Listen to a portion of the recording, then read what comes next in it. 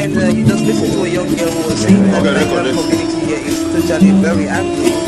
Thank you very much for our journalist was the Ijo country of the Niger Delta of the Federal Republic of Nigeria. He went to several schools. His major academic genesis was at Government College in Delhi. Go gather, destroy their food. Make with camp and that other camp, no compensate everybody.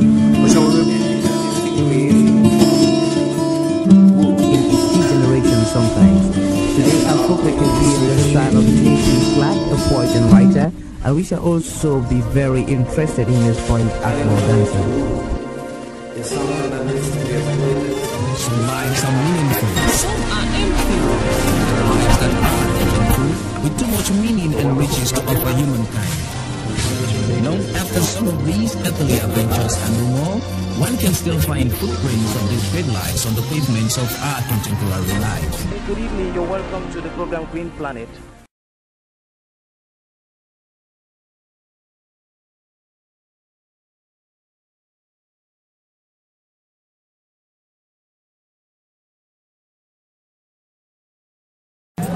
This is good day.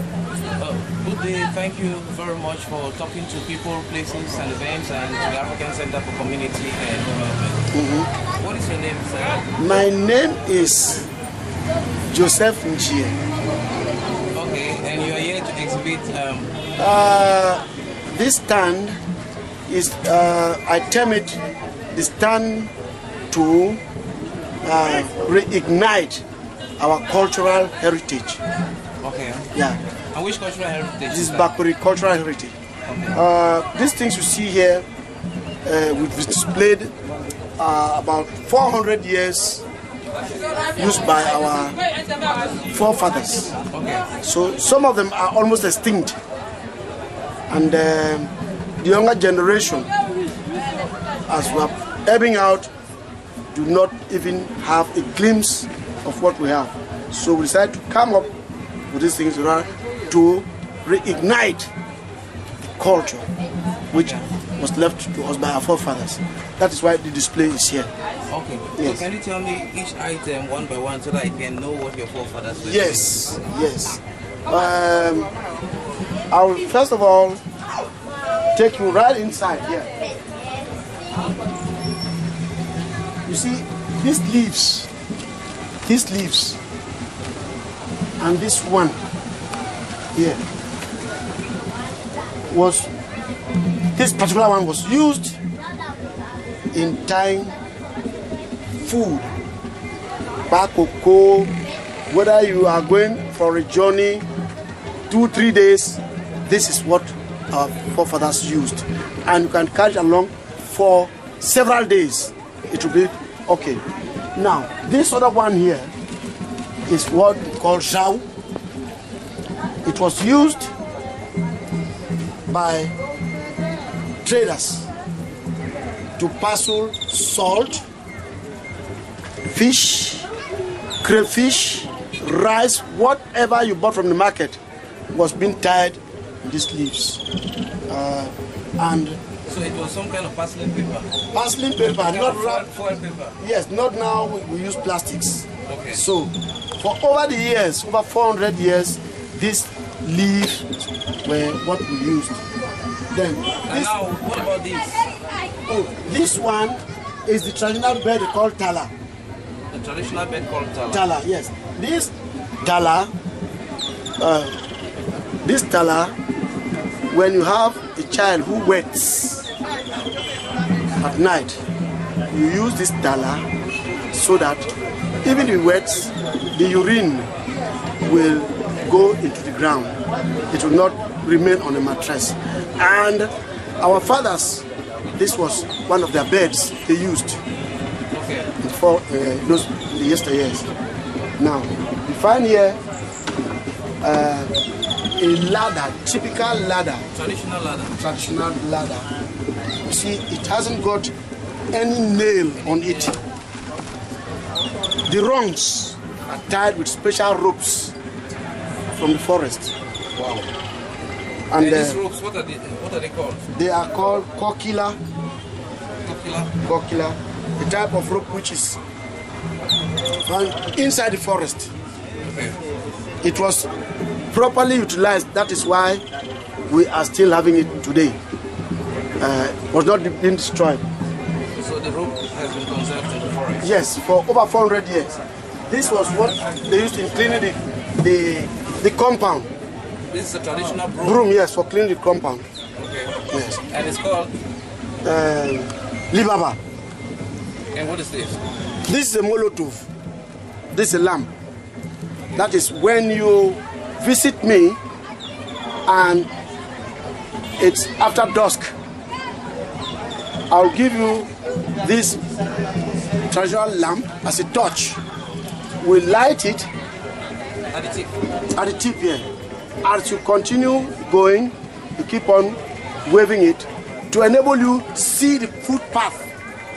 And especially when you get to the village fence, where you have that ladder, that traditional ladder, you know, to enable you to see the ladder well, for you to climb from the other part of the village to the other side of the village. So that was the use of the molotov. Then you come here. This is a traditional chisel. This one is a traditional chisel, which was used to chisel things, to shape things. Chisel long logs for wood or for cardboards, for building, etc. For making canoes and all that. Yes. Then this is what they call kumbu. It's a type of wild yam that's been cultivated. Okay. It has lived over 600 years. This one. Wow. Yes. So it's seasonal. African belief systems were able to conserve. Conserve. Yes. Yeah. Conserve. Yeah. Then this kango is what they use for snuffing, to ground snuffs. You mix it in order to have a better flavor for the. You get the tobacco. You ground it and mix with this. You have a good blend and you have the charisma of snuffing. This is the normal cocoyam. What's this box all about? This box was to preserve meat, smoked meat and fish. After being smoked, you get this box they call mokowe. You put the fish or meat inside there. You cover it. No rat, no ant, nothing can get into that. Like it was as a tool for preservation. Now, you get here this gun. They call liewo.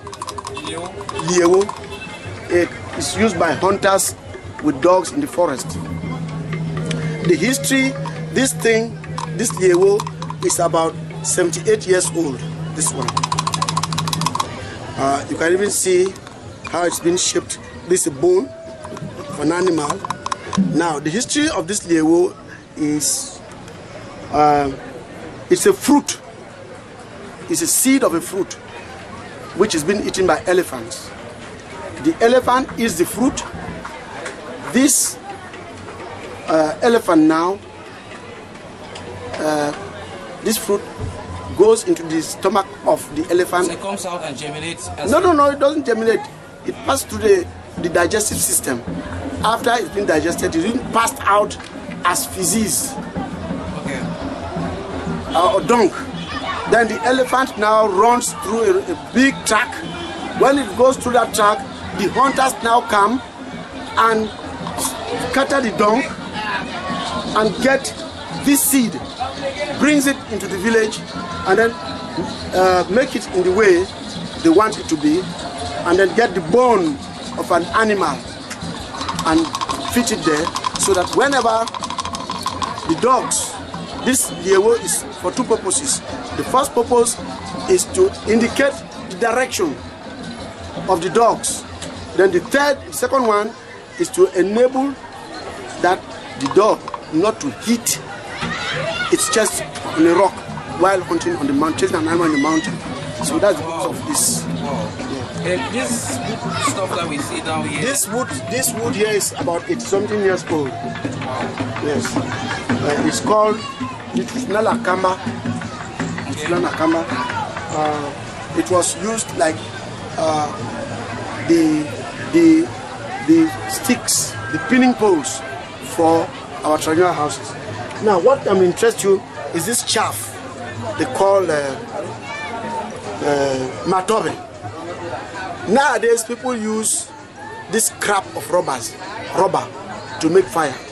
But this one is the chaff from kernels, palm nuts. Yeah.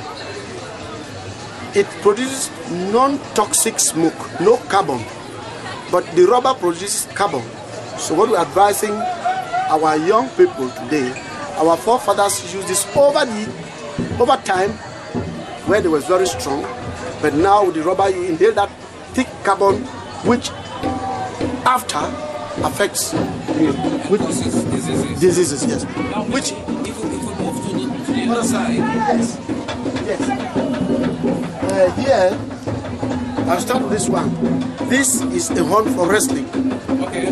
When you are visiting a village for wrestling, it stimulates the opposing side.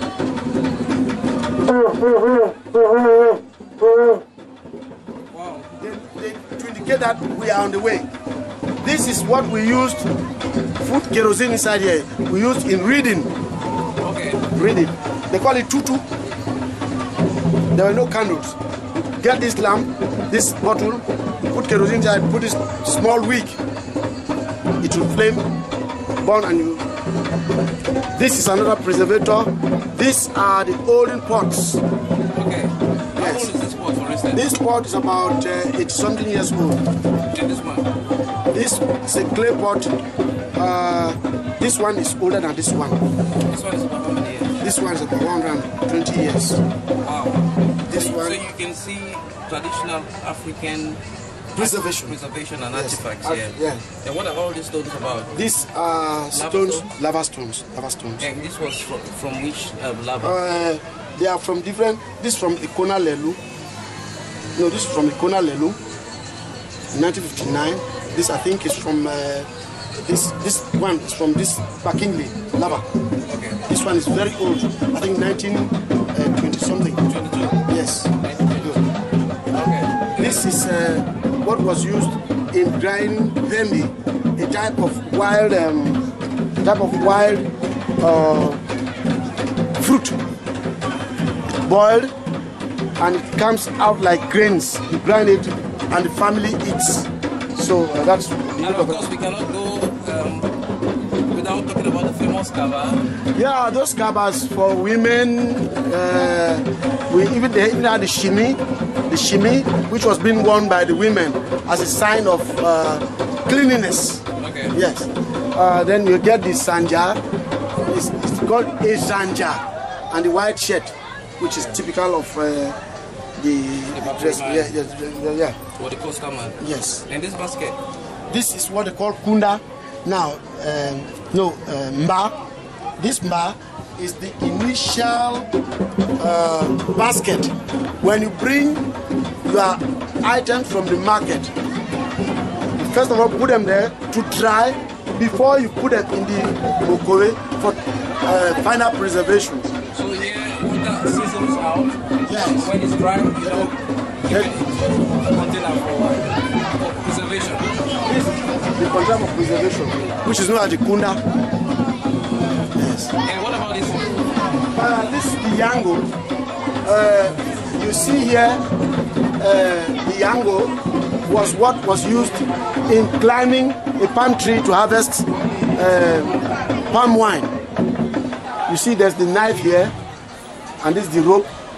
Then you get up to the palm tree, and then you harvest the sap, the palm wine. You use the calabash in bringing down the palm wine, which you sell to the family or visitors when they are around.